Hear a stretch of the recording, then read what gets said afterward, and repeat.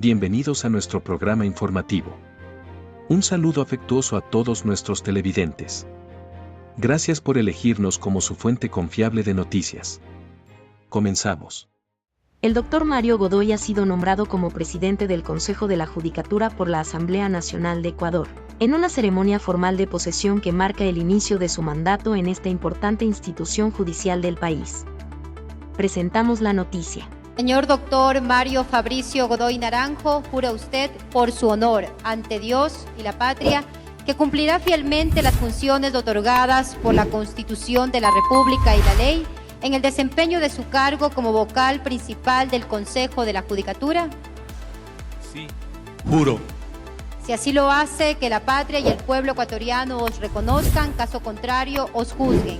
Queda usted legal y constitucionalmente posesionado como vocal principal del Consejo de la Judicatura. La legisladora Lucía Jaramillo ha anunciado que presentará una denuncia por violencia política de género ante el TCE contra el alcalde de Guayaquil, Aquiles Álvarez, tras recibir insultos denigrantes que calificó como provenientes de un cavernícola que lidera su ciudad. Presentamos la noticia. Este tipo de declaraciones no la podemos permitir. Me esperaba una respuesta de altura digna de un alcalde de Guayaquil, pero a su vez recibí insultos denigrantes provenientes de un cavernícola que gobierna mi ciudad. Hoy me dirijo a las mujeres que en la política y en la vida diaria hemos recibido estos insultos provenientes de una figura que se olvida que tiene madre y esposa. Pero esas son las mañas de la vieja política. Yo presentaré una denuncia por violencia política ante el Tribunal Contencioso Electoral. Aquiles, no te tengo miedo. Yo tengo los ovarios bien puestos. Nos vemos en la Fiscalía. La asambleísta Mónica Palacios ha formalizado una denuncia ante la Fiscalía, solicitando una investigación exhaustiva sobre las presuntas actividades de tráfico de drogas en las que estarían involucrados familiares del ministro de Agricultura. Presentamos la noticia. Me encuentro en este momento en la Fiscalía General del Estado, donde he presentado una noticia criminis para que se investigue de inmediato el presunto delito de narcotráfico por parte de la cuñada y el hermano del ministro de Agricultura. Buenas tardes. Sí, quisiera presentar una noticia criminis por el hecho de los familiares del ministro de Agricultura que están envueltos en narcotráfico. Voy a seguir investigando y fiscalizando lo que otras instituciones del Estado ecuatoriano no lo quieren hacer. Los ecuatorianos ya no podemos vivir sumidos en el narcoestado de Daniel Noboa. La asambleísta Lucía Jaramillo anuncia la formación del Frente Parlamentario contra el Tráfico de Combustible y revela una investigación sobre Copedesa, empresa supuestamente vinculada al alcalde de Guayaquil, Aquiles Álvarez, por tráfico ilegal de combustible. Presentamos la noticia. Hemos constituido el Frente Parlamentario en contra del tráfico ilegal de combustible, justamente en respuesta de que la semana pasada se presentó una denuncia en la Fiscalía General del Estado, donde 4 empresas, entre ellas Copedesa, del alcalde de Guayaquil, Aquiles Álvarez, estarían presuntamente vinculadas con el contrabando de combustible. La denuncia, como ustedes saben, la presentó la Agencia de Regulación y Control de Energía de Recursos No Renovables, donde ha identificado que los volúmenes que fueron despachados por Petroecuador y la facturación electrónica no guardan congruencia, porque solo en el 2023, 123.000 galones de combustible subsidiados, que equivalen a $350.000 en perjuicio del Estado, fueron otorgados a un solo cliente a través de varias comercializadoras no autorizadas en Guayaquil. Pero ¿cómo funcionaba este supuesto esquema de contrabando de combustible? A continuación se los voy a explicar para que ustedes tengan mayor detalle. ¿Ahí lo pueden ver? ¿Sí? Ok. Hablamos de las 4 empresas comercializadoras de combustible. Una de ellas, Copedesa, donde el mayor accionista es el alcalde de Guayaquil, Aquiles Álvarez.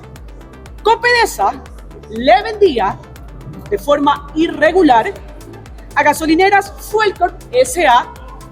745.718 galones de combustible, como ya lo mencioné, aparentemente de forma irregular. ¿Qué hacía a su vez Gasolineras Fuelcorp S.A.?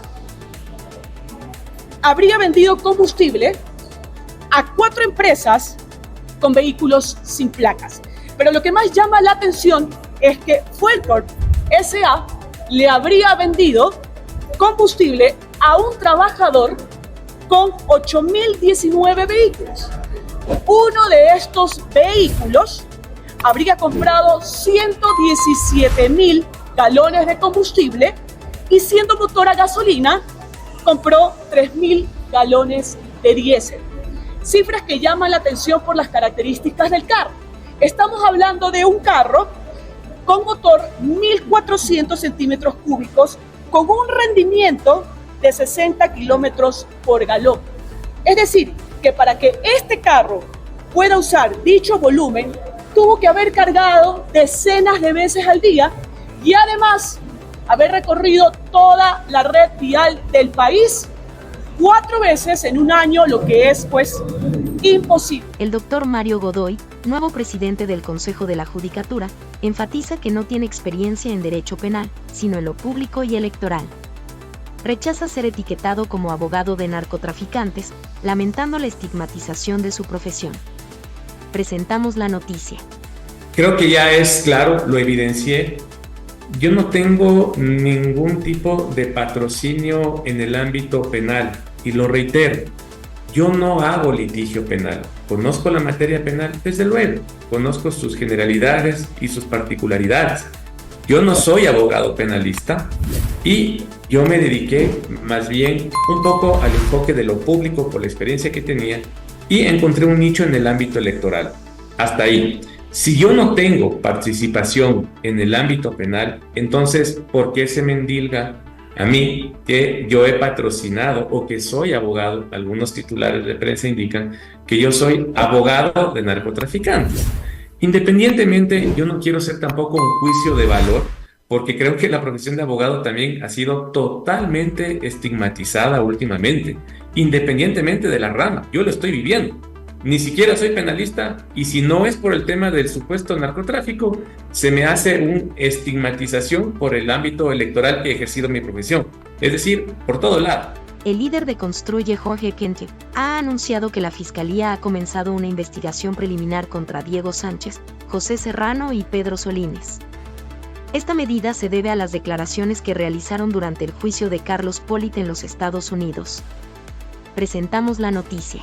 Mañana, el día de hoy, estamos aquí en la Fiscalía General del Estado porque hemos sido notificados del inicio de una investigación previa por la noticia crímenes que pusimos nosotros aquí en la Fiscalía. Se ha notificado también al señor Pollitt, a Diego Patricio Sánchez, a José Serrano y a Pedro Enrique Solines de este inicio de investigación previa por los supuestos delitos cometidos en las declaraciones del señor Pedro Sánchez en el caso de Estados Unidos contra Pollitt, donde el señor Pollitt fue hallado culpable y posiblemente le den una pena de hasta 100 años de prisión, donde él ha dicho que no solamente le entregó dinero a él, sino también al señor Solines, y también habla del señor Solines, del señor Pollitt, y que esto sería o se configuraría en una red para lavar dinero dentro de Estados Unidos, dinero que ha sido obviamente perjudicado al Estado ecuatoriano. La asambleísta Gisela Garzón ha declarado que la Comisión de Fiscalización ha identificado que los argumentos presentados como base para el juicio político contra Wilman Terán y Maribel Barreno no sustentan adecuadamente las acusaciones de incumplimiento de funciones. Presentamos la noticia. Nos hemos alineado mucho la postura de nuestros compañeros en la bancada, considerando que los juicios políticos tienen motivaciones, es decir, si configura el incumplimiento de funciones debe estar motivado. Y varios de los elementos que el proponente ha puesto sobre el debate no se configuran dentro de esas motivaciones. Eso es lo que nos ha dicho la comisión. En esta ocasión no hay un informe porque, digamos, pasó de una recomendación de archivo, por lo tanto tendremos que esperar a la postura de interpelante e interpelados para tener un criterio mucho más amplio, pero en principio, de acuerdo a cómo presentó el proponente del juicio, lamentablemente las pruebas no se actuaron como correspondía. ¿En ese sentido el voto o la postura? Aún no la definimos todavía, pero en principio, digamos, esos son los elementos que tenemos de nuestros compañeros. Estudiantes de medicina, odontología y enfermería reportan irregularidades en el examen del CASES para la acreditación profesional. alegan que solo el 10% de los estudiantes ha aprobado, afectando la futura asignación de profesionales a áreas rurales. Presentamos la noticia.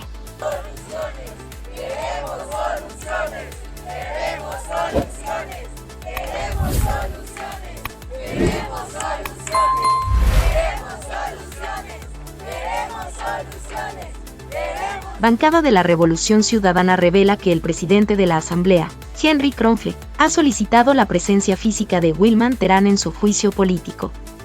Por lo tanto, proponen suspender la sesión hasta que Terán pueda comparecer en el Palacio Legislativo para defenderse. Aquí la noticia. Señor presidente de la Asamblea, para que de manera presencial el señor Wilman Terán esté presente en el juicio político y ejerza su derecho a la defensa.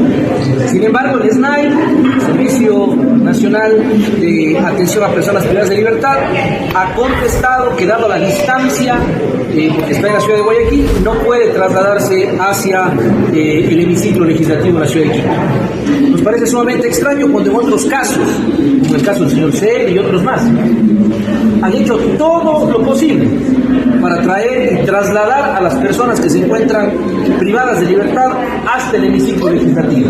En este caso nos llama profundamente la atención que se está violentando el inciso final del artículo 84 de la Ley Orgánica de la Función Legislativa, porque el único ente que puede autorizar la presencia virtual de un interpelado es el CAL y no lo ha hecho.